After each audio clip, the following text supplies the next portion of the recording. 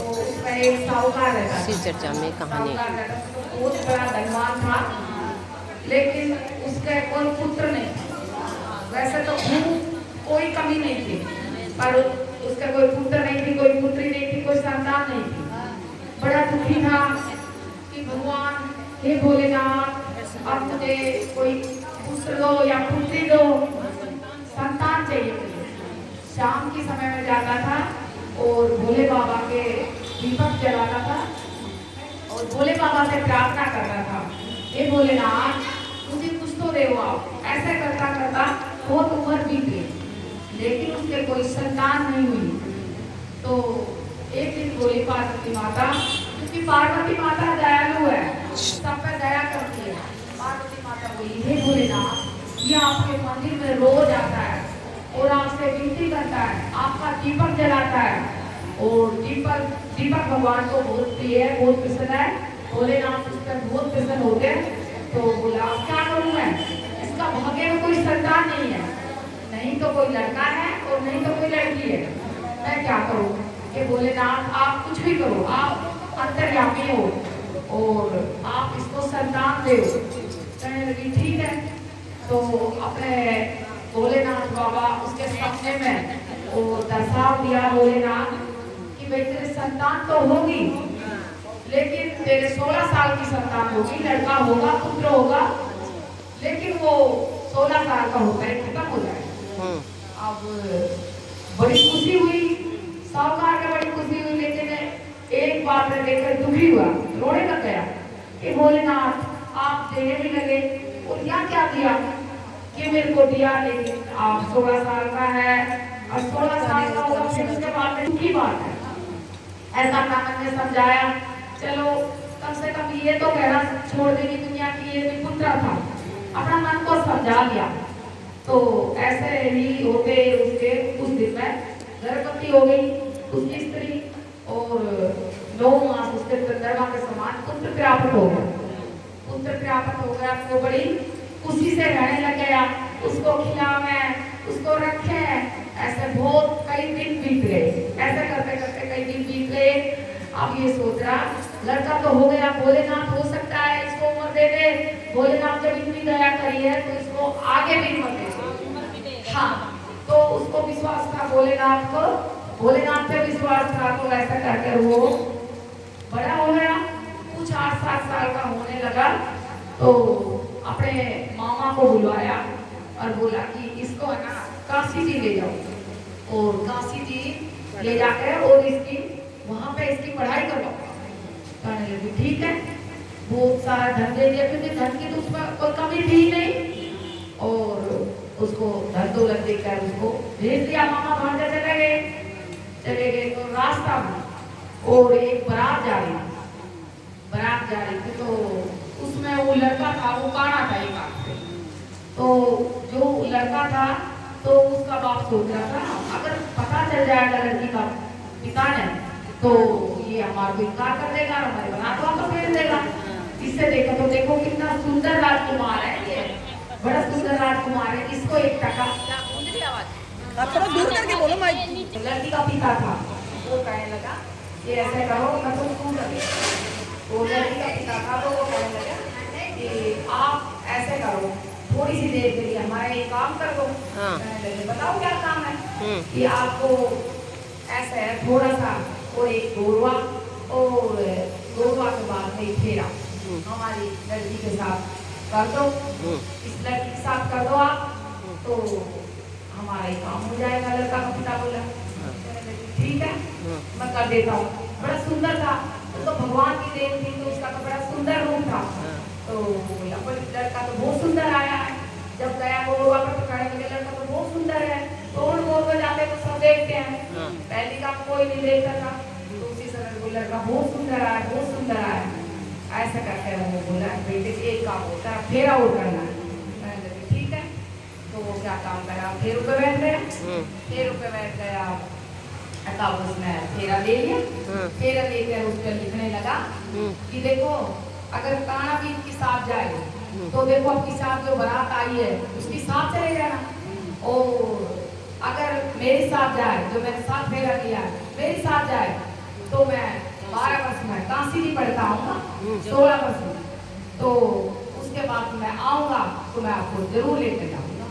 ऐसे लिख दिया चुनरी का पल्ला है। तो सुबह हुआ, हो गया वो जैसे कि अपने मुंह वहाँ थोड़ा सा धोया और ऐसे करने लगी, वो कहाँ चटक गई मुंह पे, तो वो धोई, इसमें क्या रखा है ऐसा देखी तो उस पर लिखा हुआ, और लिखा हुआ हो ये तो बड़ा पेपर बड़ा धोखा हो गया, और ये तो लड़का कहाँ है। अपना बाप से बोली पिताजी आप जाकर बराबर में देखो कोई लड़का कहाँ है, तो देखो उसमें क्या लिखा हुआ है। वो अपना पिताजी ने दिखा दिया कि पिताजी ये देखो। बोला हाँ भाई मेरी लड़की से बड़ा धोखा हो गया है। तो क्या काम करा, उसने देखा तो लड़का छुपा रखा, तो छुपा रखा तो वो ये तो मेरी लड़की के साथ तो बड़ा धोखा। उसने दे दे धक्का और निकाल दिया कि भाई तुम चलो मेरे लायक नहीं हो, और जब मेरा दामाद तो आएगा ना तो मेरी लड़की को वही लेके जाएगा। हाँ नहीं है छोड़ना आपको वापस कर दी, उसको भगा दी, वापस कर दी, वापस कर दी, तो चले गए। तो अब वो लड़का मामा भांजा था वो भी काशी नगरी में पहुंच गए। काशी नगरी पहुंच गए तो वहाँ अपने पढ़ाया लिखाया और उसकी खूब अच्छी तरीका से पालन पोषण करा।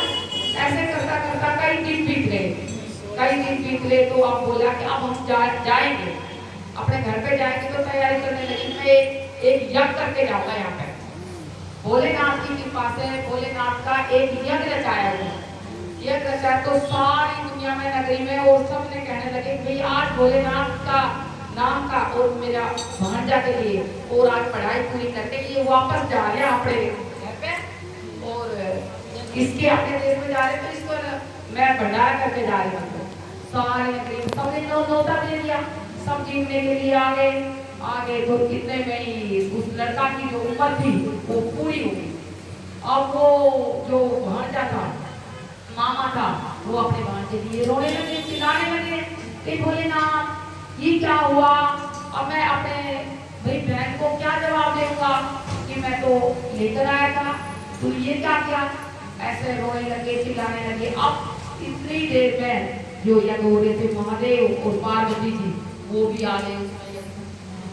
तो वो देख तो लिए कि भोलेनाथ है, पार्वती मैया है, लेकिन इस सवाल कोई है नहीं दुनिया में, यही कर सकती है। वहां जाकर वो रोने लगे, चिल्लाने लगे कि यज्ञ तो चालू कर दिया लेकिन ये सब भरा हुआ खाना रह जाएगा।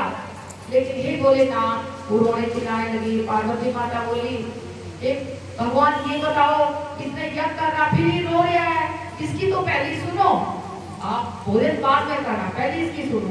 कहने लगे पार्वती आप हर जगह जिद कर लेते हो, आप हट कर लेते हो कि को देव ये है कौन, ये पता है आपको कौन है ये। कहने लगे बताओ कौन है ये। कहने लगे जो आपने हट करके जिद करके जिस साहूकार ने और आपने जो दीवा जलाने के लिए शाम के समय में जो आता है उसके लिए आपने पुत्र दिया था, 16 साल का वरदान दिया था मैंने, तो ये वही है। आज इसकी उम्र पूरी हो गई है और ये खत्म हो गया है। ये भोलेनाथ अब इसको ये क्या हुआ। और कहने लगे ये आंख बंद करके देखने लगे, कहने लगी इसने तो शादी भी कर ली, अब क्या करूं इसका। तो कहने लगे अब भोलेनाथ बताओ इसके स्त्री है वो भी बैठी हुई है इसके चक्कर में, तो आप बताओ क्या करें। तो कहने लगे भोलेनाथ कैसे भी करो आप और इसको उम्र पूरी करो।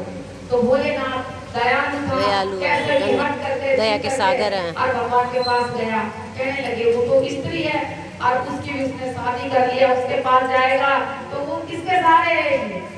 तो कहने लगे ठीक है।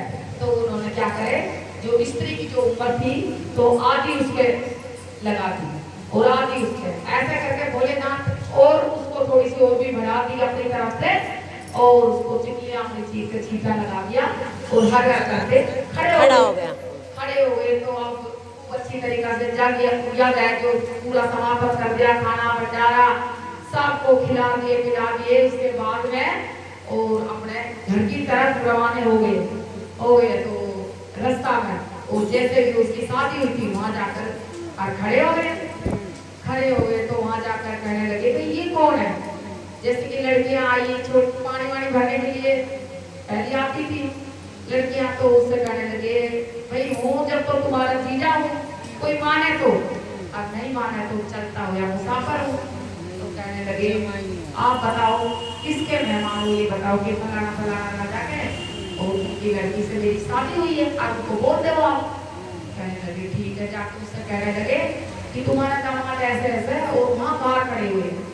तो वो भाग कर गए, जाकर कहने लगे चलो यहाँ क्यों खड़े हो, घर पे लेकर गए, उसकी हंसी खुशी से खूब अच्छे से और विदा करा, उसको खूब धन दौलत दिया, खूब माल खजाना दिया और उसको विदा करके और बड़ी हंसी खुशी से और भोलेनाथ देव दिए उनकी कृपा से आगे गए। तो उसका माँ बाप रो रो के आते हो ये कि मेरा बेटा पता न जिंदा है ये मर गया है, और वो तो बहुत तरफ है कि भोलेनाथ मेरी विनती सुनी हो। ऐसे करते करते और पता चला कि भाई तेरा लड़का भी आ गया और तेरी बहू आ रही है साथ में, तो बड़ी खुशी से और बावले हुए पागल हो गए और भोलेनाथ के चरणों में जाकर गिरने लगे, रोने लगे कि भोलेनाथ आप मेरी विनती सुन लीजिए। भोलेनाथ जैसे उसका बेटा और जैसे उसकी बहू जैसे खूब धन दौलत लेकर साथ आई, जैसी सभी सब कोई के आए भोलेनाथ की जय, गोरा भैया की जय। कहानी समाप्त हुई।